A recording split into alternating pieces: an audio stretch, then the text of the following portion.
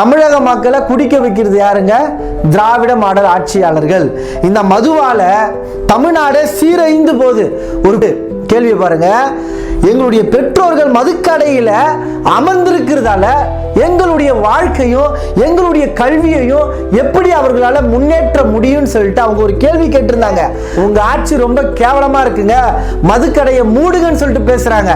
ஆனா இவரு பொறுப்புள்ளவரு அதற்கு பதில் சொல்லாம சிரிச்சுட்டு அப்படியே கடந்து போறாரு. அவரு தப்பிக்கலாம் நினைக்கிறாரு, ஆனா அவரால் தப்பிக்க முடியாது.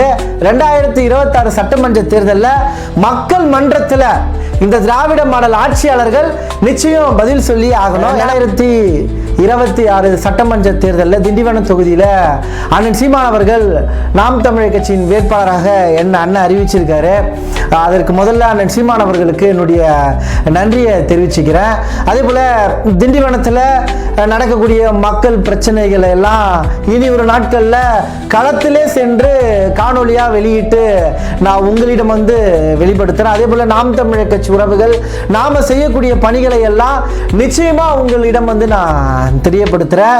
முதல்ல என்ன வேட்பாளரா இந்த எளிய பிள்ளையை அறிவித்ததுக்கு அண்ணனுக்கு என்னுடைய மனமார்ந்த நன்றியை தெரிவித்துக் கொள்கிறேன். தமிழ் உறவுகள் அனைவருக்கும் வணக்கம். ரொம்ப நாளாக நம்ம இன விடுதலை வலைவொலியில் காணொலிகள் சரியாக பதிவேற்றம் பண்ண முடியல.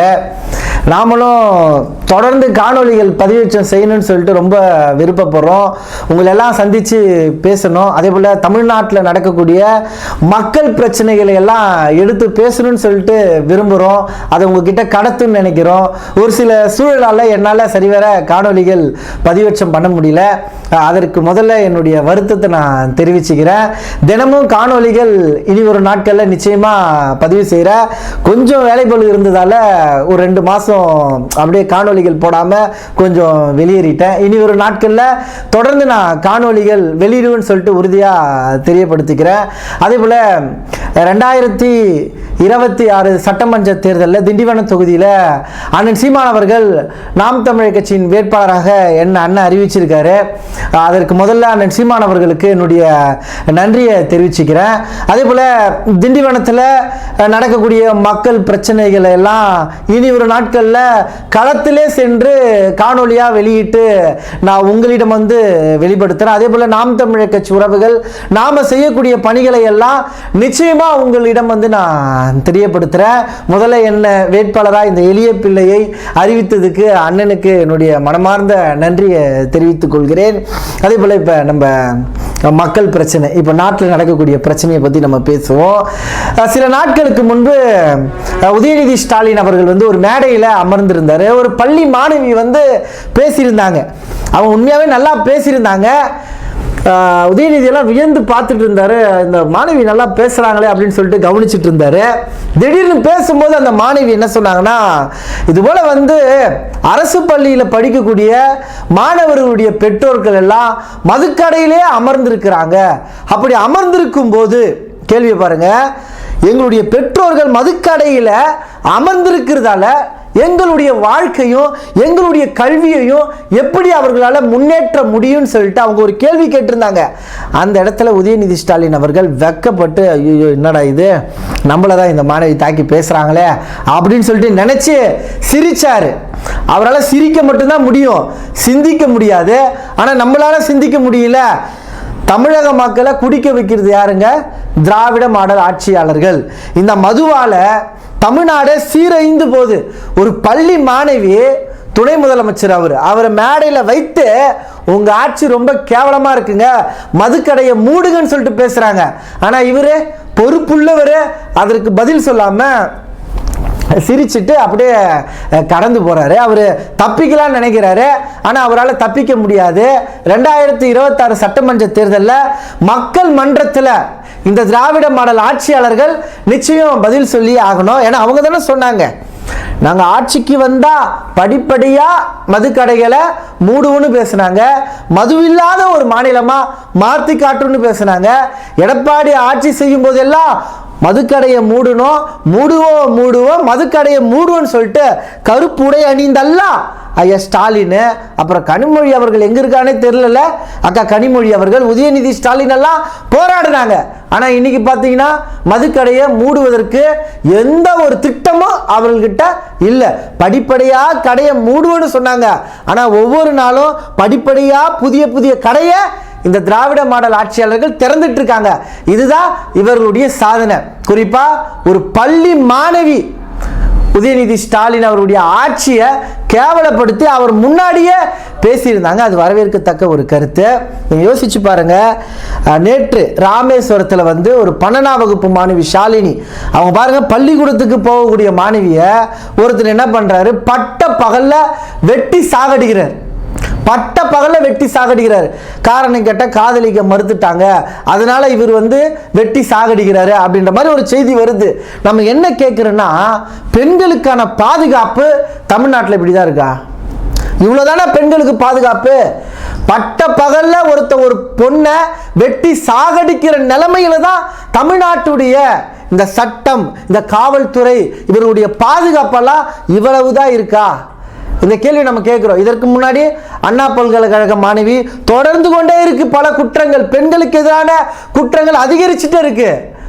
ஆனா பெண்களுக்காக நாங்கள் தான் போராடுகிறோம், நாங்கள் இல்லை என்றால் பெண்கள் வெளிவந்திருக்க முடியாது, நாங்கள் இல்லை என்றால் பெண்கள் படித்திருக்கவே முடியாது, இது பெரியார் மண்ணு, இது திராவிட ஆட்சி, வெங்காய ஆட்சி அப்படின்னு இவர்கள் பேசுவார்கள். ஆனா இவர்களுடைய ஆட்சியில பெண்களுக்கு பாதுகாப்பு இல்லாத ஒரு சூழல் இருக்கு. பட்ட பகல சாகடிச்சுட்டு போறான். என்ன பண்ண போகுது? என்ன பண்ண போறீங்க நீங்க? இப்ப வழக்கு நடத்துறீங்க, அந்த வழக்கை அவசரமா முடிப்பீங்களா? இல்ல பெண்களுக்கு எதிராக தொடர்ந்து இப்படிப்பட்ட குற்றங்கள் நடந்து கொண்டே இருக்கு, ஏதாவது சிறப்பு சட்டங்களை கொண்டு வந்தீங்களா நீங்க? இந்த ஆட்சியில ஏதாச்சும் நிறைவேற்றினீங்களா? ஒண்ணும் கிடையாது. ஆனா வெளியில மட்டும் பேசுறது. நான் ஒரு காணொலி இணைச்சு விடுறோம் பாருங்க. நீதிபதியை பொதுமக்கள் உயிர் இதா பொதுமக்கள் இது உயிர். நாமெல்லாம் என்ன கேட்போம்னா, ஒரு குழந்தை இறந்துருச்சு, அந்த குழந்தைகளுக்கான நீதியை கொடுங்க நாம கேட்போம், கேட்டு போராடுவோம். ஆனா இவங்க என்ன பண்ணுவாங்கன்னா, நீதியா கேட்குறீங்க, நீதியெல்லாம் கேட்கக்கூடாது, இந்தாங்க நிதி, இந்தாங்க நிதி கொடுப்பாங்க. கள்ளச்சாராயம் குடிச்சு செத்தா 10 லட்சம் கொடுப்பாங்க. ஆனா இது போன்ற பிரச்சனைகளுக்கெல்லாம் நோட்டை பொறுமையா எண்ணி பார்த்து அப்படி கொடுப்பாங்க. கேட்டா நிதி உதவி, நீ கஷ்டத்துல இருக்கியா, நீதியெல்லாம் கேட்டு இங்க வரக்கூடாது, இந்த நிதி தர, இந்த வச்சுக்கோ அப்படின்னு சொல்லிட்டு நிதியை கொடுத்து இந்த பிரச்சனையே மூட பார்ப்பாங்க. அப்படிதான் பாருங்க திமுக சட்டமன்ற உறுப்பினர் நீதி கேட்டு இருக்கக்கூடிய குடும்பத்தினர்கிட்ட நிதியை கொடுத்து இந்த பிரச்சனையை முடிக்க பார்க்கிறார். அவங்க வந்து எங்களுக்கு நிதியெல்லாம் வேணாம், எங்களுக்கு நீதி வேணும்னு கேட்குறாங்க.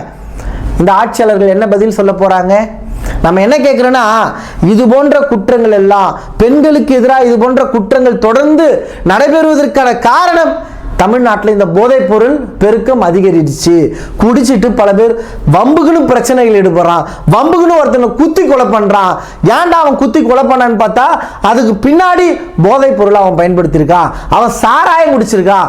அந்த சாராயமும் இந்த போதைப் பொருளை எப்படா போடுதுன்னு பார்த்தா திராவிட மாடல் ஆட்சி அவங்க தாங்க மக்களுக்கு விநியோகம் பண்றாங்க, அவங்க கொடுக்குற சாராயத்தை குடிச்சுதாங்க இந்த கொலையை பண்ணிட்டான் அப்படின்னு சொல்றாங்க. அப்ப ஆட்சியாளர்கள் சரியா இருந்தா இது போன்ற குற்றங்களை தடுக்க முடியுமா முடியாதுங்களாங்க? இதுதான் நாம சொல்றோம். மதுக்கடைகளை மூடுங்க, இதனால குற்றங்கள் அதிகரிக்குது, இந்த போதைப் பொருட்களை அதை வந்து குறைக்கணும், பல பேர் வித்துட்டு இருக்காங்க, அதை அரசு தடுத்து நிறுத்தாம வேடிக்கை பார்க்குன்னு சொல்லிட்டு பலமுறை பேசுறோம். ஆனா இவர்கள் நீ என்ன வேணா பேசு, வேடிக்கை பார்க்கறன்னு நான் சொல்றேன், நீ நாங்கள் வேடிக்கை தாண்டா பார்ப்போம், நீ என்னடா பண்ணுவ அப்படின்ற திமிர்ல இந்த ஆட்சியாளர்கள் நடந்துட்டு இருக்காங்க. முக்கியமாக மக்கள்கிட்ட நான் என்ன சொல்றேன்னா, இது போன்ற கொலைகள், இது போன்ற கொள்ளைகள் எல்லாம் தமிழ்நாட்டில் அதிகரிப்பதற்கான காரணம் இந்த போதைப் பொருள் கலாச்சாரம் தான். இந்த போதைப் பொருள் கலாச்சாரத்தை இந்த திமுக ஊக்குவிக்குது. அதுதான் சீமான் அவர்கள், நீங்க என்னங்க மதுக்கடையை மூடணும்னு சொல்லிட்டு பேசுனீங்க, மூடல. ஆனா நாளுக்கு நாள் பாருங்க குடிச்சிட்டு பல பேர் இது போன்ற பிரச்சனைகள் எல்லாம் ஈடுபட்டு இருக்காங்க. இதற்கு இந்த திமுக அரசு தான் பொறுப்பேற்குன்னு சொல்லிட்டு சீமான் அவர்கள் பேசியிருக்காரு. உண்மையாவே மக்கள் வந்து இதை புரிஞ்சுக்கணுங்க. திமுக வந்தா விடியல் வரும்னு நினைச்சோம், ஆனா ஒவ்வொரு நாளும் கொலை தான் வருது, பாதுகாப்பே இல்லாத ஒரு சூழல் ஏற்பட்டிருக்குங்க.